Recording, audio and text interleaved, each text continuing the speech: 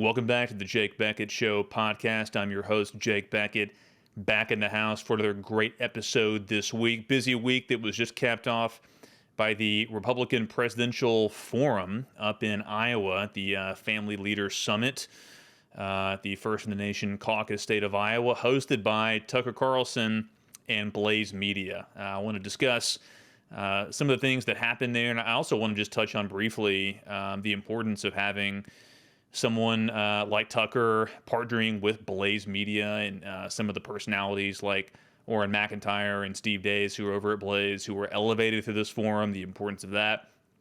But really the highlights from the day, I was able to watch a lot of the stream and see some of the clips that were floating around on social media. And I want to react to some of those because, of course, everyone's All-American ASA Hutchinson was part of the many lowlights that were there among the candidates. I really could not believe it, but scumbag Asa once again decided to throw himself into the blender that is Tucker Carlson. Who could forget the time when Asa was the sitting governor of Arkansas back in 2021?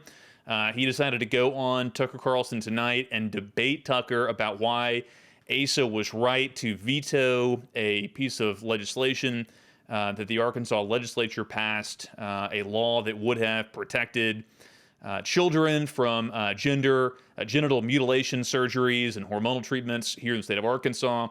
Asa decided to veto that, and he went on Tucker to try to debate him on why he was right. And that act in and of itself, going on Tucker, was a turning point in Asa's political career. Before that fateful evening, he was a popular governor, of course, in a mass democracy where voters don't really pay a whole lot of attention.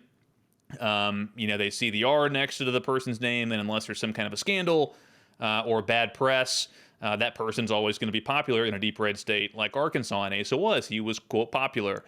Even though anyone who was paying attention knew that he was horrible, he always had been.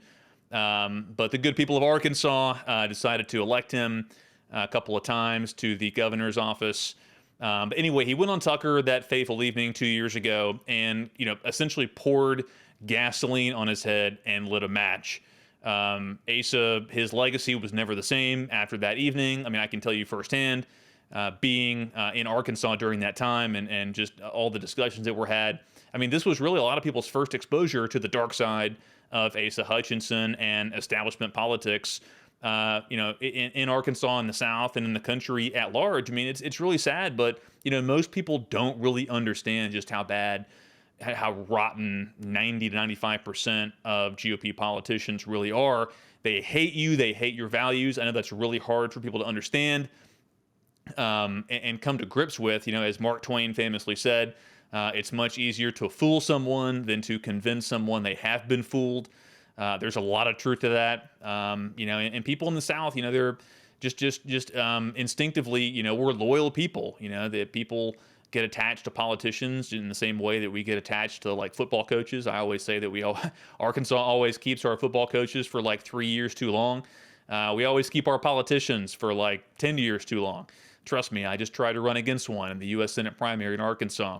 But it was really interesting to see Tucker just take a blowtorch once again to Asa Hutchinson. Asa, I really don't understand what he's doing running for president. Maybe he's just trying to cap off his legacy or, find a corporate board position after all this is over. I don't think that's even going to work out because, Asa, he's not even good at being a left winger. If you're going to go full heel as a Republican, you've got to go all in, kind of like Liz Cheney or Adam Kinzinger, and you've got to go full leftist. But Asa, just being the milquetoast coward that he is, he's unable to do even that. So he once again tries to straddle the fence and just get kicked on both sides. He's polling at 1% in these states. I don't really know. He's not going to get on the debate stage. He's not going to have enough donors. I honestly don't know what he's doing. But it's fun to see him out there as a punching bag. It's fun to see him get humiliated. To get just a small bit of the punishment that he so richly deserves for a career of duplicity and hoodwinking good people into believing things that he actually hates.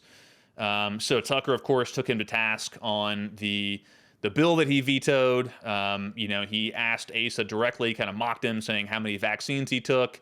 ASA didn't even know how to respond to that, so he responded with a question to the questioner, said, "Oh, hey, Tucker, how many did you take?" And Tucker said 0, to rousing applause from the crowd. I mean, Asa just didn't even know what to do with someone who was intelligent, and was truly a right winger like Tucker Carlson truly is.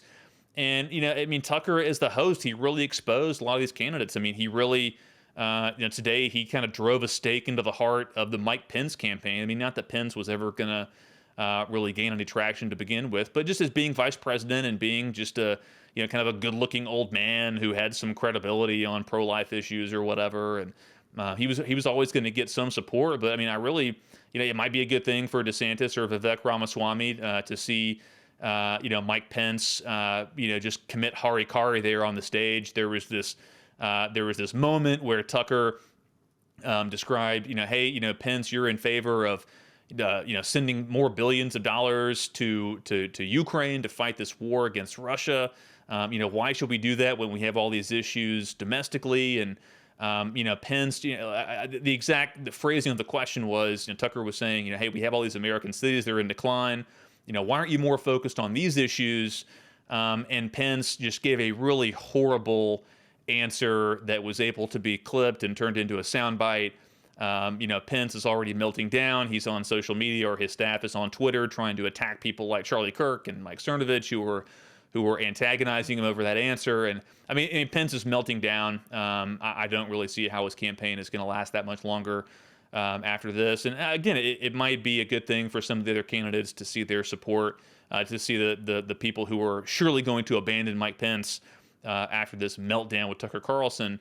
And Vivek Ramaswamy had some decent moments. I'm not really sure if I trust that guy. I mean, he's able to articulate himself well, but I don't trust him. Obviously DeSantis did a fine job, but it really highlighted something, and I said this on social media. I've tried my best to stay really as well detached from this 2024 campaign as possible. I've addressed it before. I really don't think the GOP nomination matters all that much in 2024. It's going to be a really steep uphill climb for any Republican to win in 2024. I know that might not be what you want to hear, but I'm always going to give it to you straight on this podcast. There's a lot of states.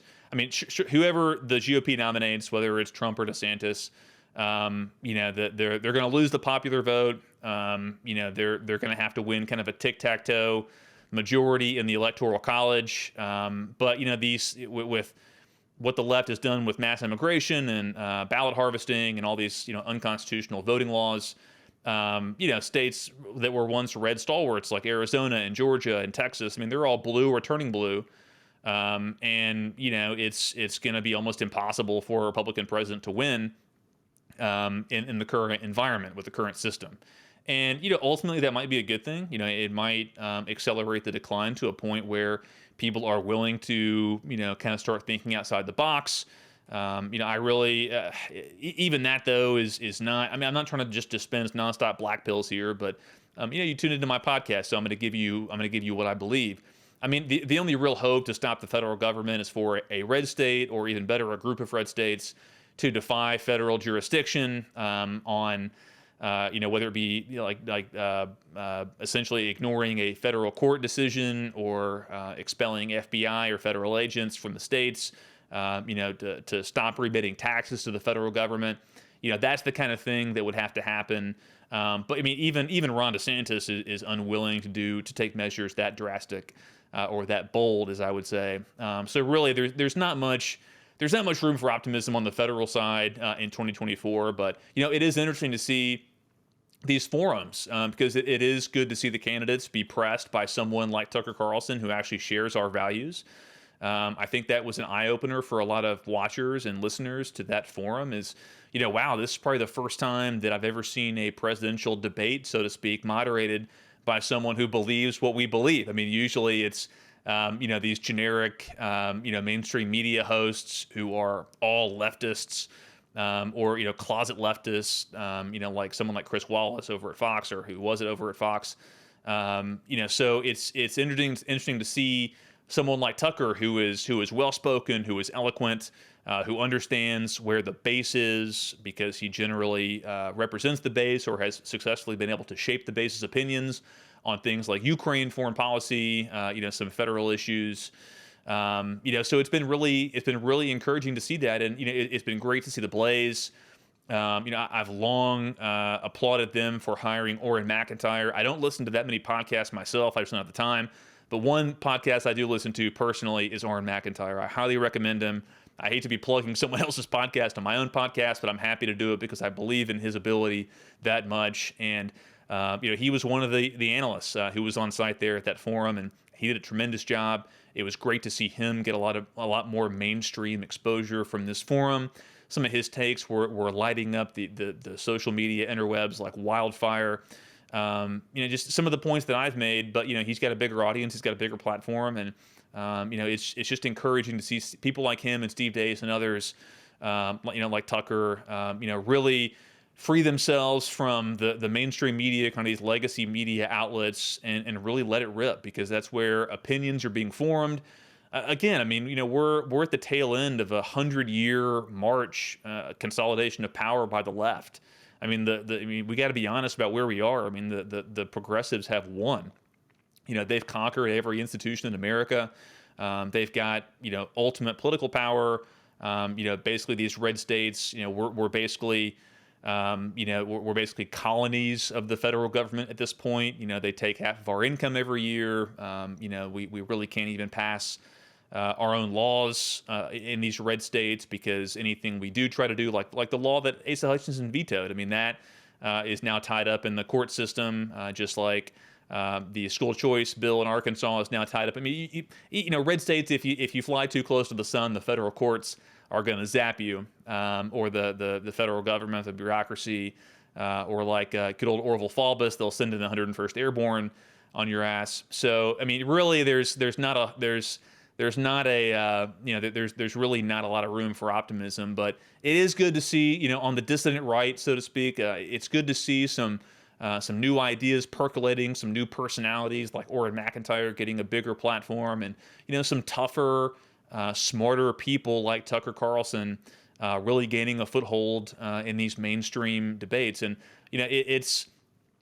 obviously, I thought it was a very smart move tactically by the Trump campaign to not show up at this event. And I know, there were some people I posted that on Twitter, and there were some people who were upset about that, calling Trump a coward or whatever. Sure, like, I would have loved to see him there. I'm just talking about tactically. If I were advising the campaign, there's no way that I would ever let him in the same room as Tucker Carlson in that kind of a format, because even though Trump is, he's far and away, along with Tucker, he and Tucker are really the two most popular figures in GOP politics. And, I don't think anything can bring Trump down in terms of popularity with his base.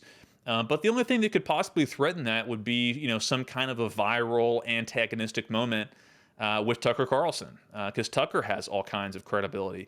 I don't think he has the level of devotion that is inspired by Trump among his followers, but Tucker has that kind of ability. And if he were to ask some pointed questions to Trump about the vaccines, or about the First Step Act, or about the wall, or whatever, that would be, those would be really hard questions for Trump to answer. And so there's no reason for his campaign to put him in that situation, where he has to get grilled by Tucker Carlson, and potentially be put in a spot where he has nothing to gain and everything to lose. So you got to think about these things tactically. I would have loved to see Trump there. I would have loved to see him answer the questions. I would have loved to see Tucker put him on the spot. But people, too many people on the right just, they think that they can have it their way, and they think they can ignore the realities of politics. And that's the way that it is. Trust me, I fight that internally myself. I want to see things the way that I wish they were. Not the way that things are, and you've got to fight that. You got to fight that